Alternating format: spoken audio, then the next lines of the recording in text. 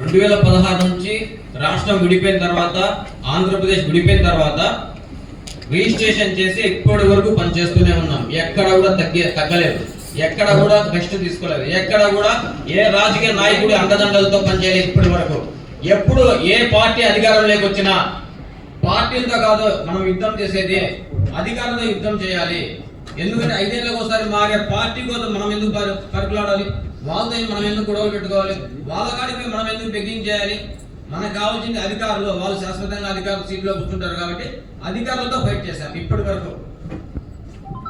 ఎక్కడ కూడా చేచాచలేదు ఇప్పటి వరకు. మా బీసీ సంక్షేమ సంఘం మాత్రం లక్షల రూపాయలు పోసాం, దారి పోసాం, ఎక్కడ చేచాచలేదు, ఒక్క రూపాయి కూడా.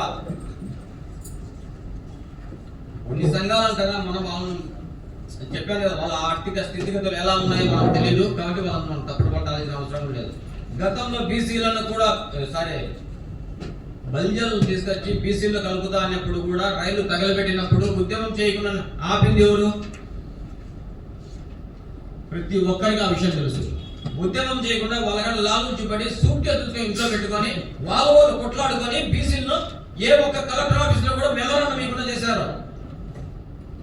మనం మెమోరాండం ఇవ్వకపోతే ప్రభుత్వానికి ఏం తెలుస్తుంది? అధికారులకు ఎలా తెలుస్తుంది? ఈరోజు మనకు రిజర్వేషన్ కావాలంటున్నాం. రిజర్వేషన్ కావాలని మనం ఇంట్లో కూర్చుంటే రిజర్వేషన్ వస్తుందా? నీకు రిజర్వేషన్ కావాలా? రిజర్వేషన్ ఉద్యోగం వస్తుంది, కానీ నీకు ఓపెన్ లో ఇవ్వాలి. నీకు ఓపెన్ లో ఇస్తే అదే ఉద్యోగం ఇంకొకరికి వస్తుంది మన వానికి. కానీ నీకు రిజర్వేషన్ లో ఇచ్చి, నీకు కులం రిజర్వేషన్ లో ఇచ్చి ఓపెన్ లో వాళ్ళు అమ్ముకుంటే మనం పోయి ఆ అగ్రకుల రాజకీయ ఎమ్మెల్యే దగ్గరనో ఎంపీ దగ్గర కేకులు కట్ చేస్తాం. బీసీల కోసము బీసీ నాయకులు కానీ బీసీ ప్రతి ఒక్కరు ఎంతో కొంత పని చేసే వాళ్ళే బీసీ సమాజం కోసం. కానీ వాడి దగ్గర పోయి కేకులు కట్ చేస్తుంటాం. మన దౌర్భాగ్యం ఎంత ఉందో, మనం ఎంత ఎదగాలో, ఎంత చైతన్యం అవ్వాలో ఆలోచించాలి.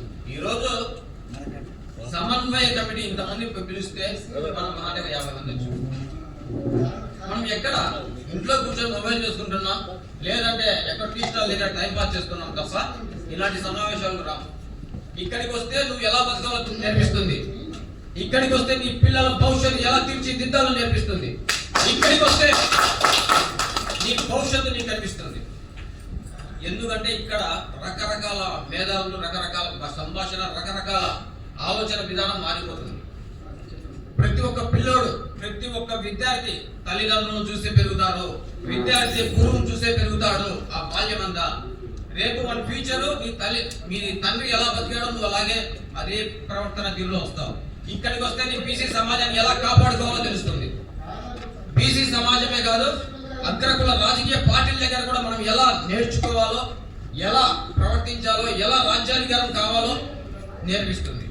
రాజ్యాధికారం రాజ్యాధికారం రాజ్యాధికారం ఎట్లా వస్తుంది? రాజ్యాధికారం అగ్రకుల రాజకీయ పార్టీల దగ్గర పోయి రాజ్యాధికారం అంటే ఎవడిస్తాడా? మన ఓటు వాడికి వేసి అధికారాన్ని ఇచ్చి వాడి పల్లకిలో కూర్చోబెడుతున్నాం. నీ ఓటు వేసి వాడిని కూర్చోబెడుతున్నాం. మరి నీకు రాజ్యాధికారం కావాలి, వాడి కాడికి పోతావే.